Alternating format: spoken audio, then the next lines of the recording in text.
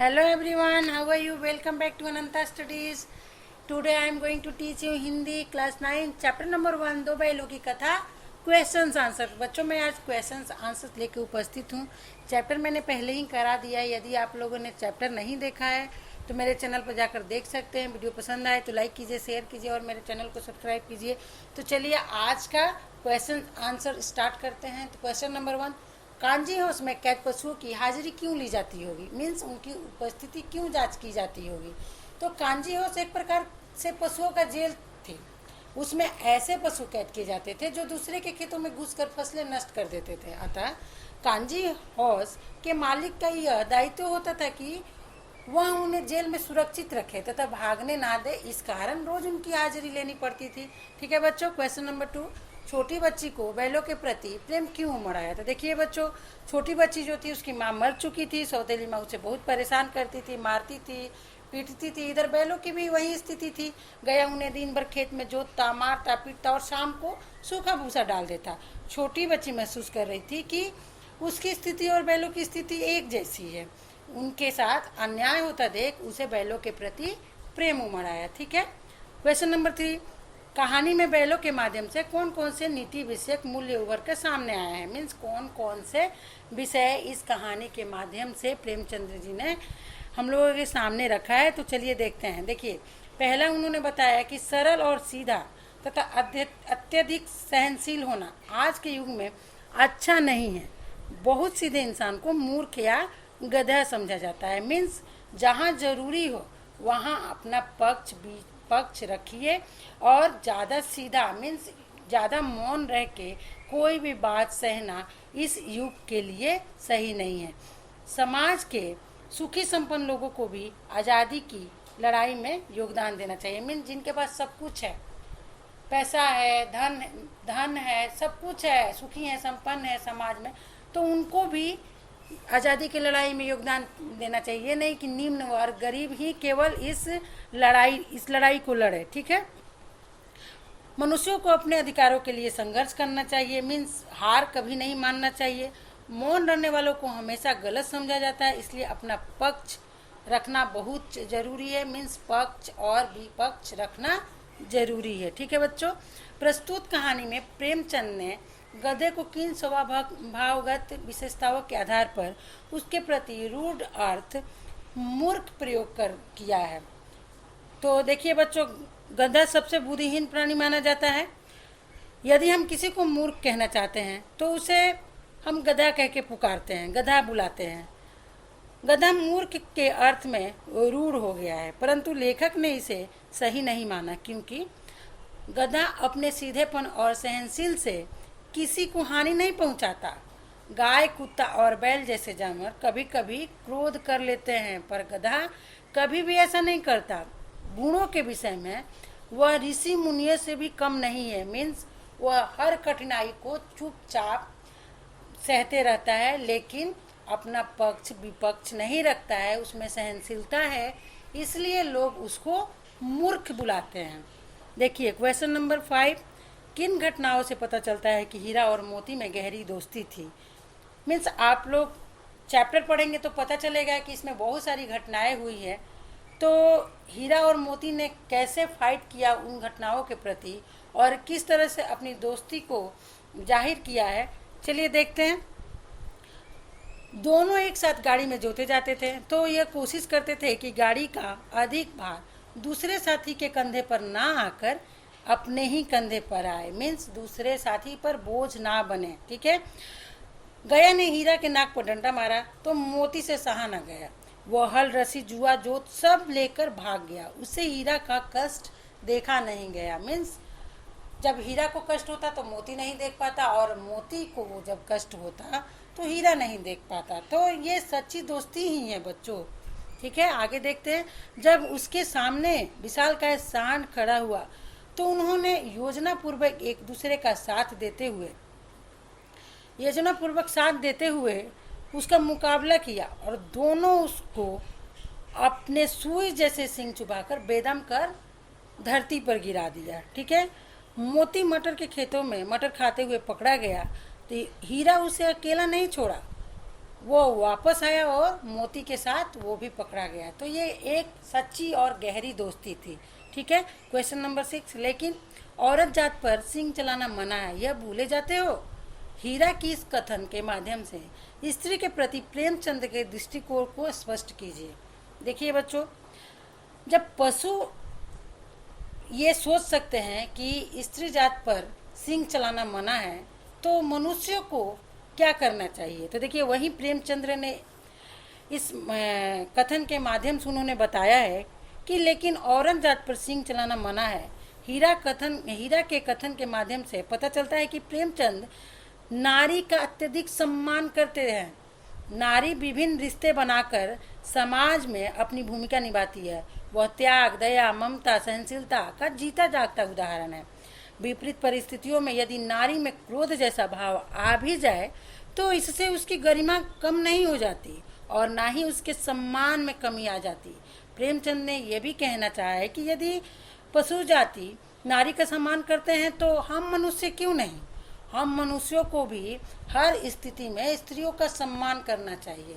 ठीक है बच्चों, आगे देखते हैं क्वेश्चन नंबर 7। किसान जीवन वाले समाज में पशु और मनुष्यों में आपसी संबंधों को कहानी में किस तरह व्यक्त किया गया है। तो बच्चों, किसान जो होते हैं उनके पशु उनके लिए बच्चे होते हैं, और जो पशु होते हैं उनके लिए किसान ही सब कुछ होता है। तो इन लोगों के बीच एक पारिवारिक संबंध हो जाता है। तो आगे देखते हैं, किसान जीवन में पशु और मनुष्यों के आपसी संबंध बहुत गहरे और आत्मीय रहे हैं। किसान पशुओं को घर के सदस्य के भांति प्रेम करते रहे हैं और पशु अपने स्वामी के लिए जी जान देने को तैयार रहते हैं। जूरी हीरा और मोती को बच्चों की तरह स्नेह करता था, तभी तो उसने उनका इतने सुंदर सुंदर नाम रखे, हीरा और मोती। वह उनसे कभी भी दूर नहीं रहना चाहता था। तभी तो जब वे उसके ससुराल से वापस आकर थान पर खड़े हुए तो उसका हृदय आनंद से भर आया। इससे पता चलता है कि किसान अपने पशुओं से मानवीय व्यवहार करते हैं। ठीक है बच्चों, क्वेश्चन नंबर 8। इतना तो हो ही गया कि 9-10 प्राणियों की जान बच गई, वह सब तो आशीर्वाद देंगे। मोती की इस कथन के आलोक में उसकी विशेषता बताइए। मोती की विशेषता बताना है यहाँ बच्चों। तो जब कांजी हाउस में हीरा और मोती को बंद कर दिया गया तो वहाँ पर और सारे पशु बंद थे और अधमरे पड़े हुए थे, क्योंकि उनको भी वहाँ पर भोजन नहीं दिया जाता। तब हीरा और मोती मिलकर सोचे कि हम लोगों को कुछ करना चाहिए। तो देखिए, इतना तो हो ही गया कि 9-10 प्राणियों की जान बच गई, वह सब आशीर्वाद तो देंगे। मोती के इस कथन से पता चलता है कि वो परोपकारी स्वभाव वाला है, मीन्स वो उपकार करने वाला है, दूसरों को भी कष्ट से निकालने का सोचता है, उसमें यह सोच है। परोपकार की ऐसी भावना वो केवल मन में ही नहीं रखता बल्कि इसे व्यवहारिक रूप से दर्शाता भी है, मीन्स सामने से भी वो करता है, एक्टिविटी करता है। वह बाड़े की कच्ची दीवार को तोड़कर 9-10 प्राणियों को भगाता है ताकि उनकी जान बच जाए। मोती सच्चा मित्र भी है। वो कांजी हाउस में हीरा को अकेला छोड़कर भी नहीं जाता है। वह आशावादी भी है। उसे यह आशा है, यह विश्वास है कि ईश्वर उनकी जान अवश्य बचाएंगे। ठीक है बच्चों, अब देखिए यहाँ से स्पष्ट कीजिए।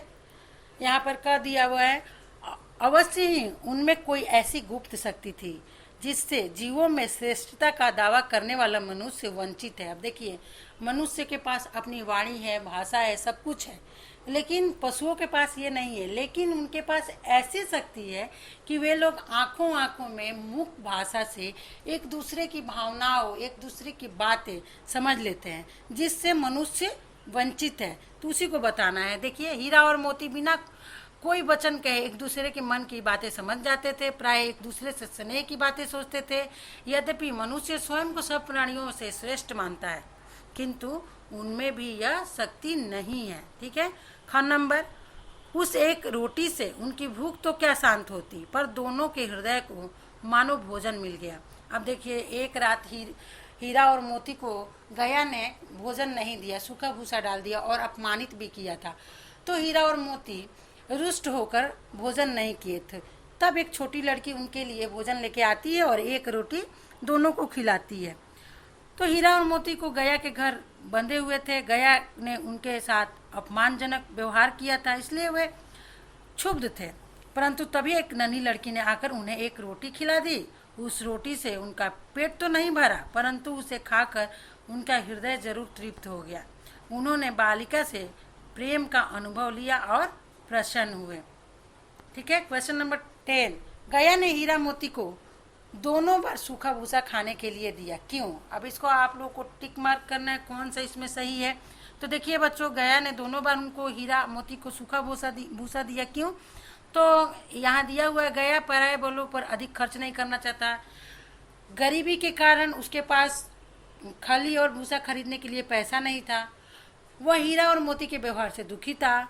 उसे खली आदि सामग्री की जानकारी न थी। तो देखिए बच्चों, वो हीरा और मोती के व्यवहार से दुखी था क्योंकि हीरा और मोती उसके घर से भाग गए थे, जिसके कारण वो परेशान हो गया था और उनके साथ ऐसा व्यवहार कर रहा था।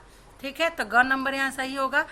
क्वेश्चन नंबर 11, हीरा और मोती ने शोषण के खिलाफ आवाज उठाई, लेकिन उनके लिए प्रताड़ना भी सही। हीरा मोती की इस प्रतिक्रिया पर तर्क सहित अपने विचार प्रकट कीजिए। तो देखिए, अब विचार प्रकट करना है। हीरा और मोती शोषण के विरुद्ध हैं, वे हर शोषण के विरुद्ध आवाज़ उठा रहे हैं। उन्होंने झूरी के साले गया का भी विरोध किया तो सूखी रोटी खानी पड़ी, डंडे खाने पड़े। फिर कंजी होश के में अन्याय के विरोध किया तो उन्हें बंधन में पड़ना पड़ा, भूखे रहना पड़ा। मीन्स यहाँ पर यही संदेश दिया जा रहा है कि यदि आप किसी का भी विरोध कीजिएगा तो आपको परेशानी हो, कठिनाइयों का सामना करना पड़ेगा, तो इससे घबराना नहीं चाहिए। देखिए प्रतिक्रिया, मेरा विचार है कि हीरा और मोती का यह कदम बिल्कुल ठीक था। अगर वह विरोध नहीं करते तो उनका शोषण होता और वे अपना दर्द भी व्यक्त नहीं कर पाते। मार खाने के बदले उन्होंने मालिक के मन में यह भय पैदा कर दिया कि वो उनका शोषण नहीं कर सकते। तो इस प्रकार से समाज में शोषण करने वालों के खिलाफ आवाज़ उठानी चाहिए। ठीक है बच्चों। क्वेश्चन नंबर 12, क्या आपको लगता है कि यह कहानी आज़ादी की लड़ाई की ओर संकेत करती है? तो हाँ, हीरा मोती ने अपनी स्वतंत्रता यानी गुलामी से मुक्ति पाने के लिए जिस तरह से बहुत कठिनाइयों का सामना किया और मृत्यु के करीब जाकर भी बच निकले, अंततः अपने घर वापस गए, इससे यह साबित होता है कि वो एक महान योद्धा थे। ठीक है। हीरा और मोती को गया के घर अपमानित होना पड़ा, भूखे रहना पड़ा, वहाँ से भागने के बाद साढ़ रूपी मुसीबत का सामना करना पड़ा, अंत में कांजी हाउस में बंद होना पड़ा, कसाई के हाथों बिकना पड़ा। तो बहुत सारी परेशानियों का उनको सामना करना पड़ा। इसके बाद भी बचकर वे अपने मालिक के पास आज़ादी के लड़ाई में सफल होते हुए पहुंच गए। मीन्स अपनी आज़ादी उन्होंने सफल किया। तो ये आज़ादी की लड़ाई है। तो बच्चों, आज का चैप्टर यहीं समाप्त होता है। मिलते हैं नेक्स्ट चैप्टर के साथ।